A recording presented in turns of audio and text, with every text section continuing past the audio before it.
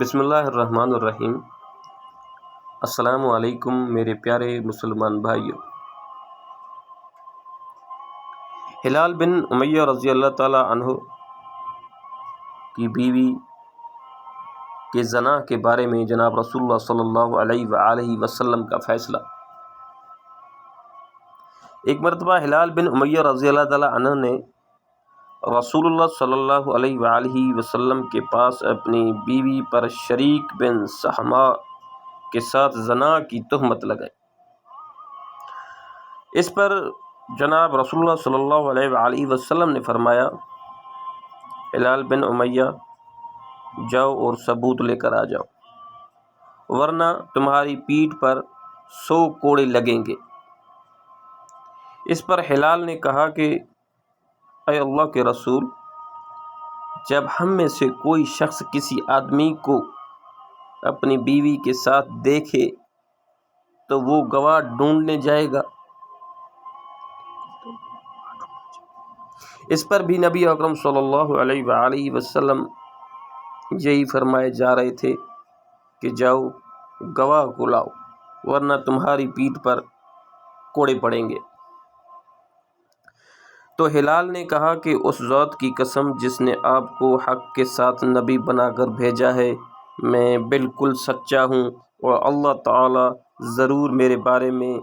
وحی نازل کر کے میری پیٹھ کو حد سے بری کرے گا۔ اور اسی صورت میں ایک آیت نازل ہوئی جو کہ آپ صلی اللہ علیہ وآلہ وسلم نے اسے پڑھا، یہاں تک کہ آپ پڑھتے پڑھتے من الصادقین تک آپ پہنچے۔ پھر آپ صلی اللہ علیہ وآلہ وسلم پلٹے اور آپ نے ان دونوں کو بلوایا۔ وہ دونوں آئے، پہلے ہلال بن امیہ کھڑے ہوئے اور گواہی دینے لگے، جس پر نبی اکرم صلی اللہ علیہ وآلہ وسلم فرما رہے تھے کہ اللہ خوب جانتا ہے کہ تم میں سے ایک جھوٹا ہے، تو کیا تم دونوں میں سے کوئی توبہ کرنے والا ہے؟ پھر عورت کھڑی ہوئی اور گواہی دینے لگی، اور یہاں تک کہ 5ویں بار میں جب ان الفاظ کے کہنے کی باری آئی کہ اگر وہ سچا ہے تو مجھ پر اللہ کا غضب نازل ہو، تو لوگ اس سے کہنے لگے یہ عذاب کو واجب کر دینے والا ہے۔ عبداللہ بن عباس رضی اللہ تعالی عنہ کا بیان ہے کہ تو وہ ہچکچائی اور ہٹ گئی، اور ہمیں یہ گمان ہوا کہ وہ باز آ جائے گی، لیکن پھر کہنے لگی ہمیشہ کے لیے میں اپنی قوم پر رسوائی کا داغ نہیں لگنے دوں گی، اور یہ کہہ کر اس نے آخری جملے کو بھی ادا کر دیا، جس پر نبی اکرم صلی اللہ علیہ وآلہ وسلم نے فرمایا دیکھو اس کا ہونے والا بچہ اگر سرمگی آنکھوں، بڑی سرینوں اور موٹی پنڈلیوں والا ہو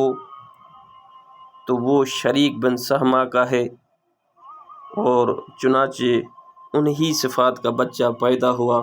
تو آپ صلی اللہ علیہ وآلہ وسلم نے فرمایا اگر اللہ کی کتاب کا فیصلہ نہ آ گیا ہوتا تو میرا اور اس کا معاملہ کچھ اور ہوتا، یعنی میں اس پر حد جاری کر دیتا۔ اللہ پاک زنا جیسے بڑے گناہ سے ہمیں بچنے کی توفیق نصیب عطا فرمائے، اور اللہ سے رجوع کرنے کی توفیق نصیب عطا فرمائے، ان تعلیمات کو سمجھنے اور دوسروں تک پہنچانے کی توفیق نصیب عطا فرمائے، آمین یا رب العالمین۔